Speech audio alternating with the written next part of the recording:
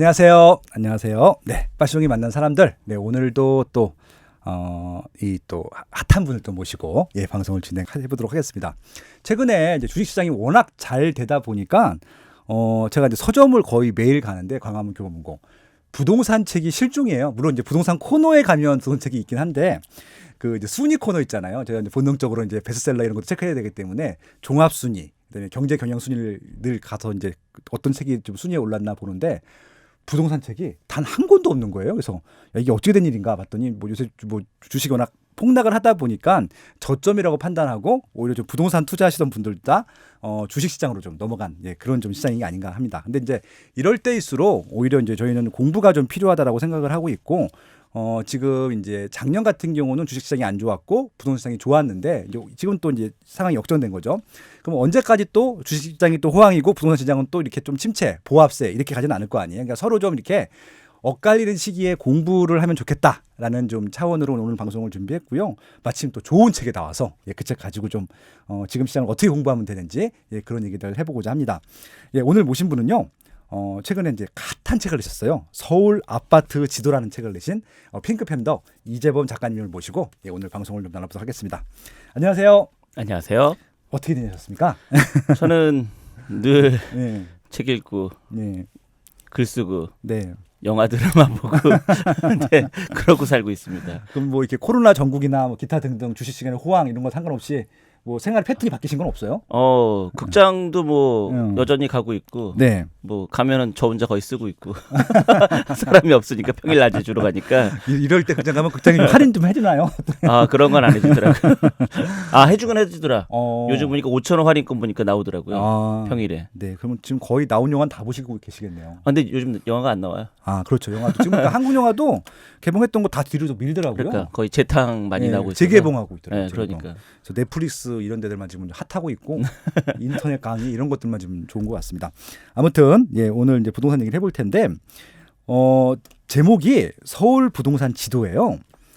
이게 좀 어떤 내용인가요? 계획적으로 설명해 주시면. 정확하게는 패션이 앞에서 입지에 대해서 얘기하는 건 좀 우습고 제가 이제 오늘은 빠숑은 없고 김학렬이라고 하는 진행자만 있습니다.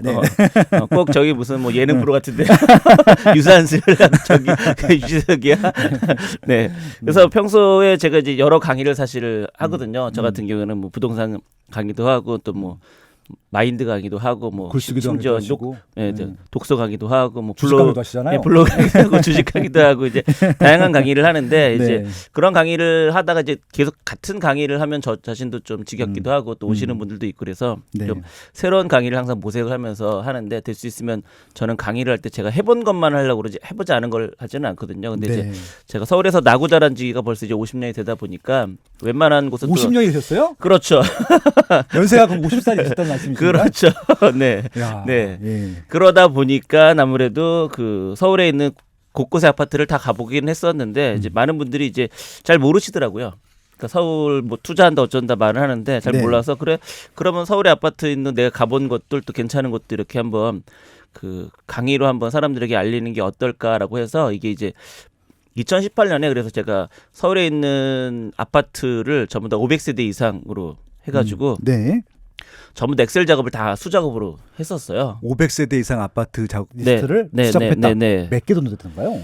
하도 많아서 해지는 않았어요. 그러니까 각 구 동별로 전부 다 작업을 했어요. 그러니까 그 네이버 부동산이나 그 KB 부동산 같은 걸 보면서 이제 고가, 이제 평균가, 저가 그리고 전세율, 월세율까지 다 일일이 엑셀에다 작업을 해놨거든요. 그래서 그걸 근거로 이제 강의를 했었어요. 이제 하다가 이제 이거를 그럼 책으로 좀 내면 좋겠다라는 이제 제안이 있어서 그래서 이제 이 책을 쓰게 됐죠.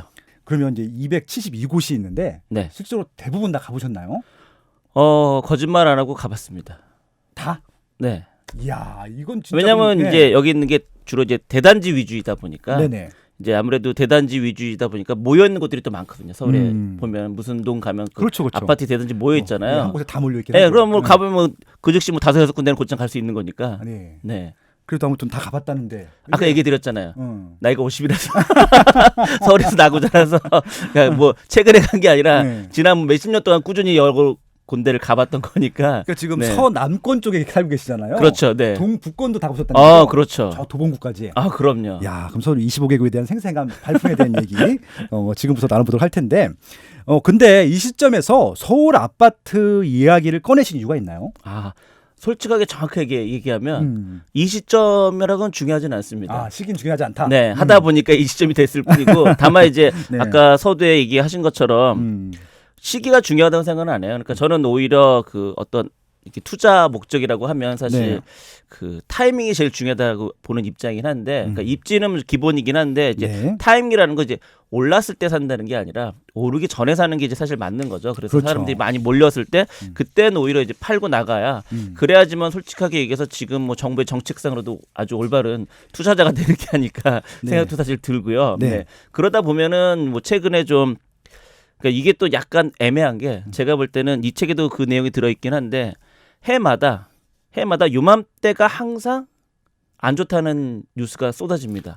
그럼 이게 지금뿐만이 아니라 네. 지금이 이제 4월 초잖아요. 그렇죠. 4월 초가 계속 부동산 입장에서 보면 안 좋은 기사가 많이 나왔다. 네, 그렇죠. 그럼 2019년도에도 그러니까 이를테면 왜 2017년도에 정책을 했을 때도 네.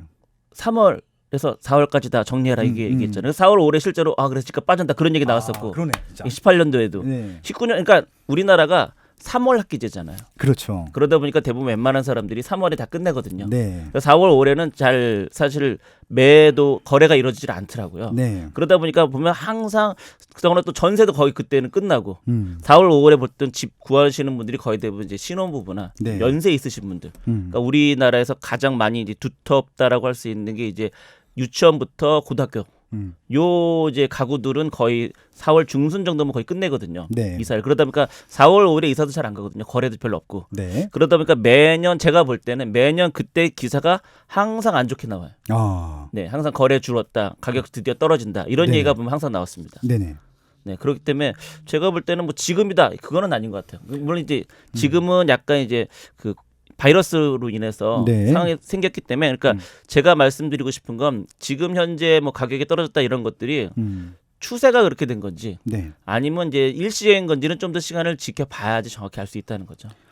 알겠습니다. 이제 책에 대한 취지랑 내용이랑 어떻게 만들어진지 다 얘기를 했고요. 네. 이제 일부에 통해서는 그러면 결국 서울의 아파트 중에서도 이게 272단지만 있는 게 아닐 거 아니에요. 훨씬 더 그렇죠. 많거든요. 예. 거기서 272단지를 뽑은 이유를 좀 들어볼 거고요. 네. 어차피 그렇게 되면은 서울 부동산을 분석하는데 기본이 될 것 같고 네. 뭐 다른 지역 부동산을 분석할 때 도움이 될 것 같고요. 네네. 2부에서는 실제로 25개국 중에서 좀 핵심 단지들 좀 같이 한번 이렇게 좀 방송으로 한번 투어를 해보도록 하겠습니다. 아무튼 네. 1부, 2부 다 확실하게 기대해 주시고요. 좋아요, 구독 많이 눌러주시기 바랍니다. 네.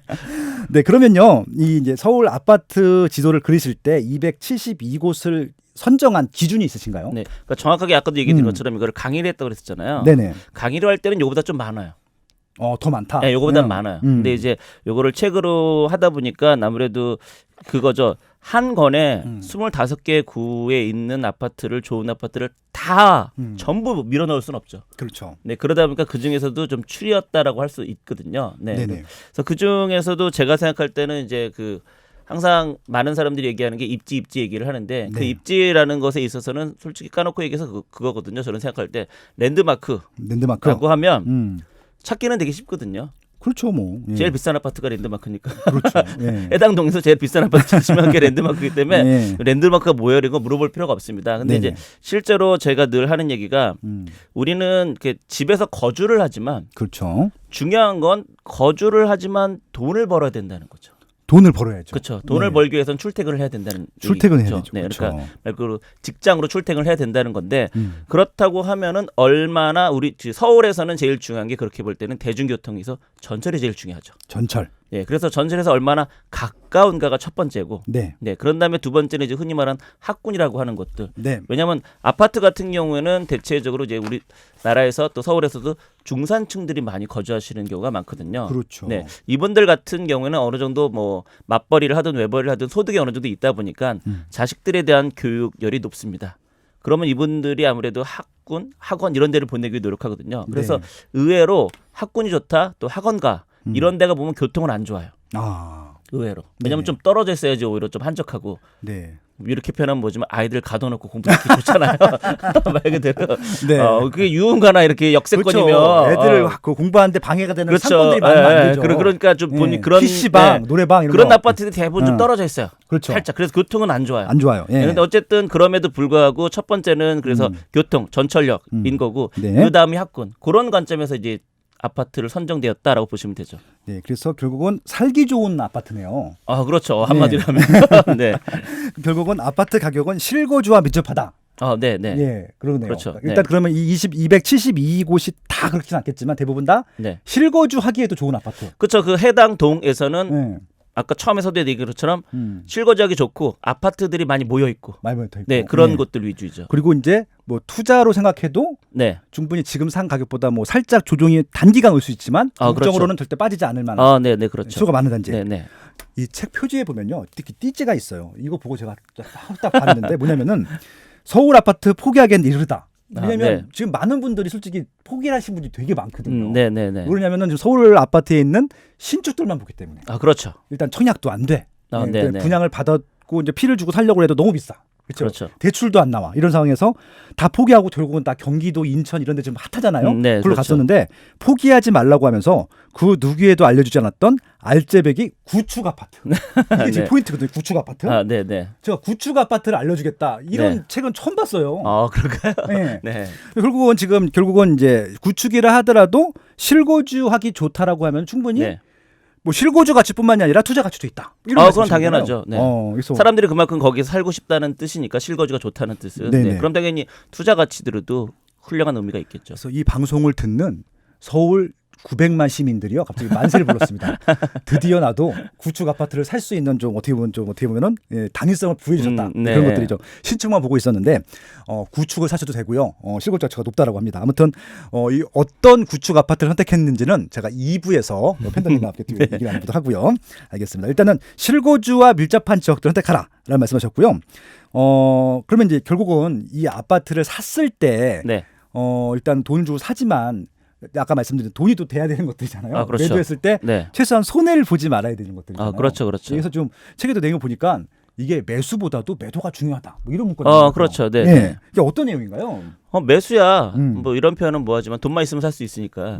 그렇잖아. 그렇죠. 뭐 그 아크릴리오파크가 평당 네. 1억이라도 그냥. 그렇죠. 뭐 가서 뭐 34억 딱 주고 그렇죠. 파면 되는 거 아니야. 네. 주기업소 가서 이제 한마디만 하면 돼요. 얼마면 되는데 이 한마디면 돼요. 그래서 뭐 30억 알았어 주면은 이제 살 수 있는 거니까. 근데 중요한 건 이제 매도라는 거죠. 근데 네네. 매도가 사실 힘들다는 건 결과적으로는 내 마음속에 있는 욕심 네. 그리고 공포 네. 이것 때문에 사실 힘든 거거든요. 네. 왜냐 오르고 있습니다. 그럼 당연히 팔면 돈이 되죠. 네. 근데 팔면 돈이 되는데 계속 오르고 있기 때문에 못 팔게 됩니다.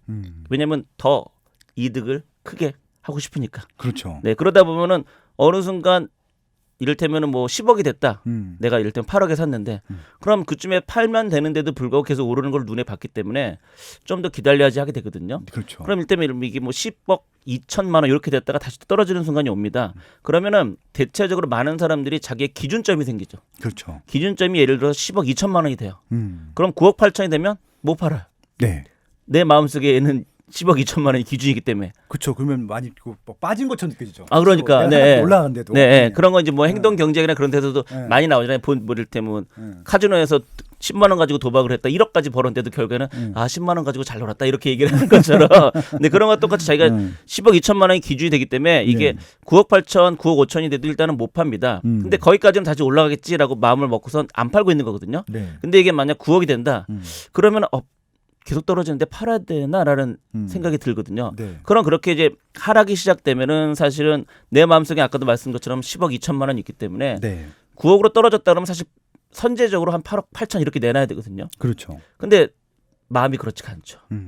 9억이나 9억 천에 내놓죠. 네네. 그러다 보면 또 계속 안 팔립니다. 왜냐하면 시장에서 보는 사람이 없다 보면 네. 그러면 이제 뭐 8억 8천 이렇게 되면 그때부터는 이제 거의 손을 놔버리죠. 그렇죠. 그러다가 결국에는 이제 흔히 그 주식에서 얘기하는 비자발적 장기 투자자가 되는 거죠. 못 팔고 계속 갖고 있는 거니까요. 네. 특히 많죠 그런 분들.